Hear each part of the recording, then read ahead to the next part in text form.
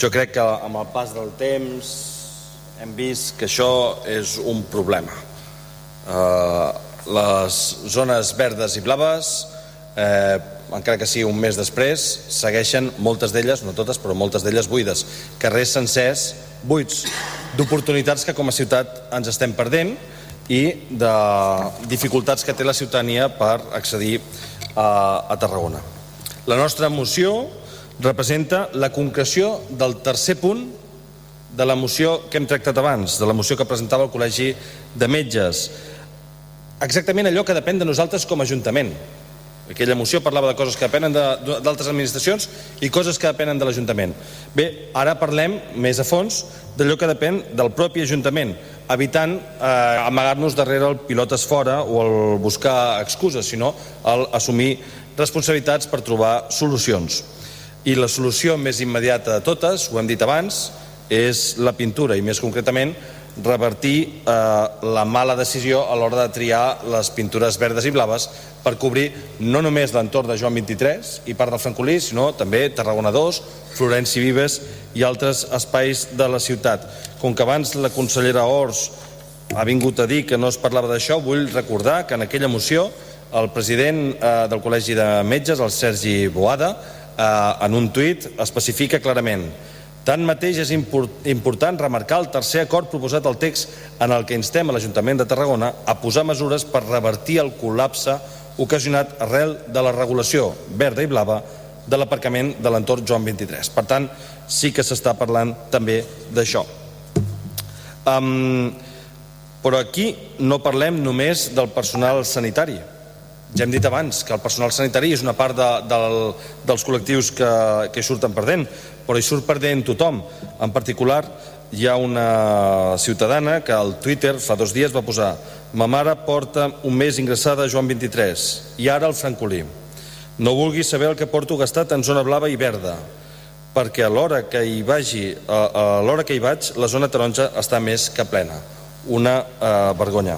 Per tant, no només parlem del personal, dels treballadors, que també és un tema important, parlem de totes i de tots. Ja els vam dir, perquè els ho vam dir en el seu moment, hem insistit bastant, en que era una mala decisió política, no tècnica, política. Qui pagarà 4 euros per 2 hores, més de 4 euros per 2 hores? Què fa la gent? Es busca la vida com pot. I més quan estàs a 2-3 quilòmetres del centre neuràlgic de la ciutat. Per tant, aparquen en descampats, si el govern no els ho impedeix, perquè està posant ara volars per impedir que això passi. Bé, els estan perseguint. Aparquen en vorals en carreteres, i això està passant, a la carretera de Valls està passant, i a l'accés cap a l'autovia A7 des de l'Avinguda de Catalunya està passant, i en altres espais de la ciutat, o directament alguns que poden evitar-ho, eviten venir a Tarragona.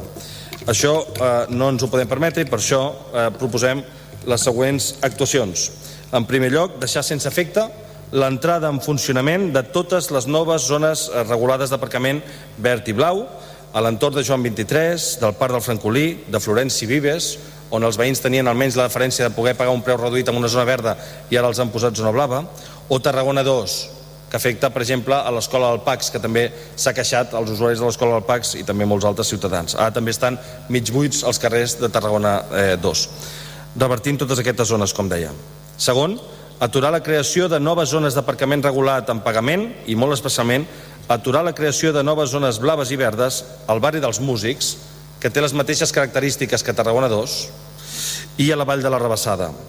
Tercer, decidir qualsevol futura creació de zones regulades mitjançant acord plenari i no via decret, amb el debat i la participació pertinent de tots els grups municipals i amb el recolzament d'una majoria democràtica, que sempre podem cometre errors, però treballant en equip és més difícil cometre'ls, i la filosofia ja vindria a ser aquesta.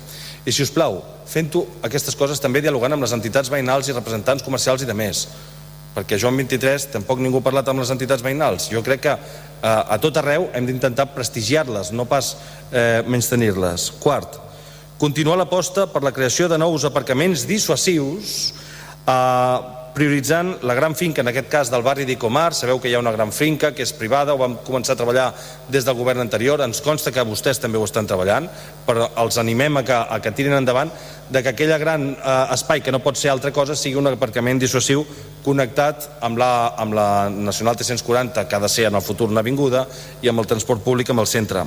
També que l'entorn del Pla Parcial 1, urbanitzat abans pels romans que per nosaltres, malauradament des del punt de vista urbanístic, ja que no té visos de poder-se arreglar de manera ràpida, puguem habilitar l'espai amb acords amb els privats per tal que puguin ser aparcaments dissuasius, igual que fem amb el cementiri. I també a l'entorn de Llevant, pensant també en els dies de partits del Nàstic i de més. Totes aquestes coses les proposem i els ho proposem com una decisió el més immediata possible i no condicionada al que facin o deixin de fer altres administracions amb una negociació. Fem-ho i fem la vida més fàcil dels ciutadans. Gràcies.